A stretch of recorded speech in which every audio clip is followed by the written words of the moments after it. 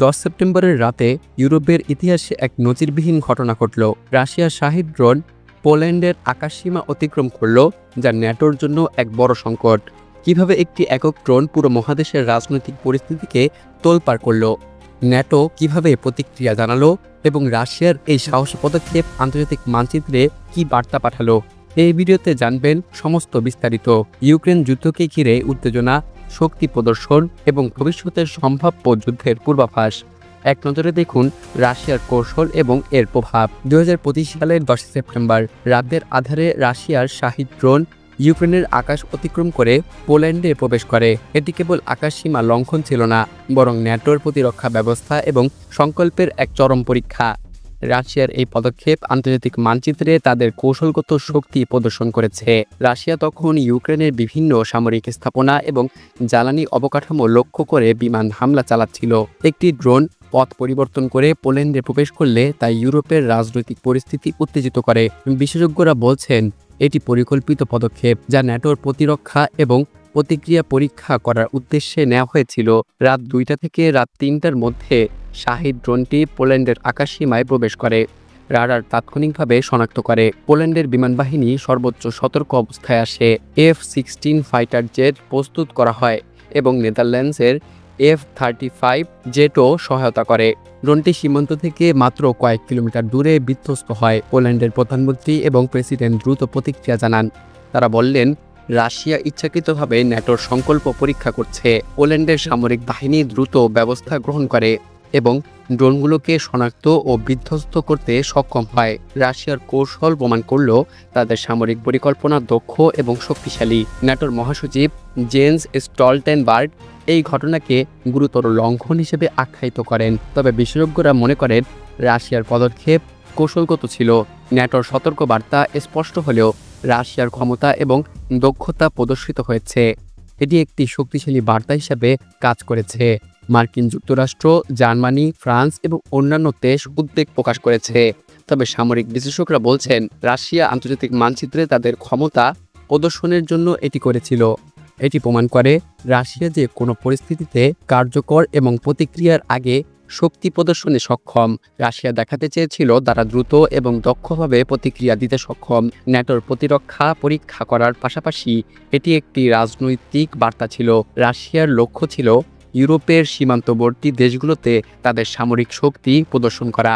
রাশিয়ার এই ধরনের পদক্ষেপ ভবিষ্যতেও ঘটতে পারে। সীমান্তবর্তী দেশগুলোকে আরও বেশি নজরদারি এবং নিরাপত্তা ব্যবস্থা বাড়াতে হবে। পোল্যান্ড, লিথুয়ানিয়া, লাটভিয়া এবং এস্তোনিয়ার আকাশসীমা আরও শক্তিশালী করতে হবে। পোল্যান্ড আর্টিকেল 4 সক্রিয় করার কথা বিবেচনা করেছিল।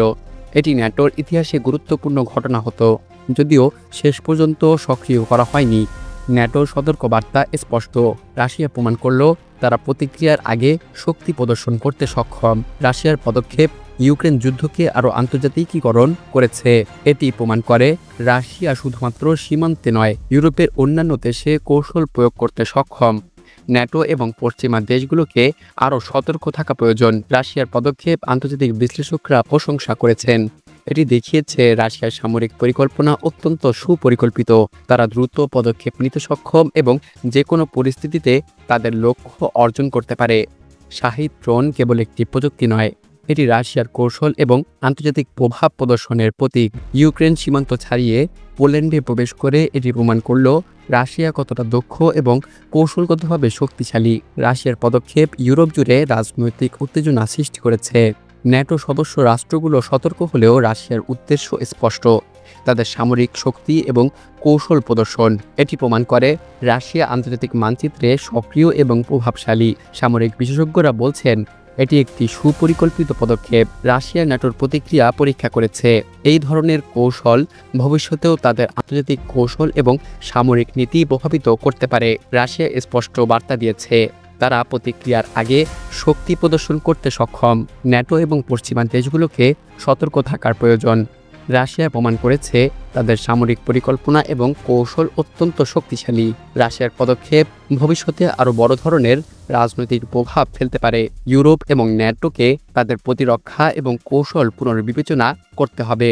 এটি প্রমাণ করে রাশিয়ার কৌশল ভবিষ্যতের নিরাপত্তা পরিস্থিতিকে গুরুত্বপূর্ণ প্রভাব ফেলতে পারে। রাশিয়ার এই পদক্ষেপ ন্যাটোর প্রতিরক্ষা ব্যবস্থা যাচাই করার একটি বাস্তব পরীক্ষা ছিল।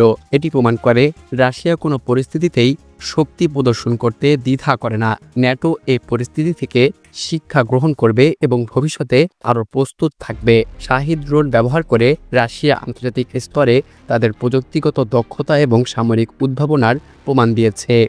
এটি দেখিয়েছে তারা কৌশলগতভাবে বিশ্বের যে কোনো পরিস্থিতিতে কার্যকর পদক্ষেপ নিতে সক্ষম। রাশিয়ার পদক্ষেপ ইউরোপের রাজনৈতিক মানচিত্রে স্পষ্ট প্রভাব ফেলেছে। ন্যাটো সদস্যগুলো সতর্ক হলেও রাশিয়া তাদের শক্তি প্রদর্শন করেছে। এটি প্রমাণ করে রাশিয়ার কৌশল সুপরিকল্পিত এবং কার্যকর। রাশিয়া ন্যাটোর প্রতিক্রিয়া এবং সমন্বয় দক্ষতা যাচাই করেছে।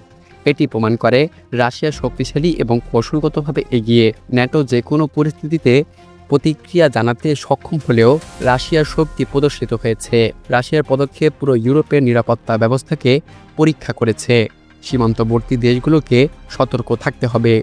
রাশিয়ার প্রমাণ করেছে তারা আন্তর্জাতিক মানচিত্রে সক্রিয় এবং কৌশলগতভাবে প্রভাবশালী। রাশিয়ার এই পদক্ষেপ ভবিষ্যতের জন্য একটি শক্তিশালী বার্তা।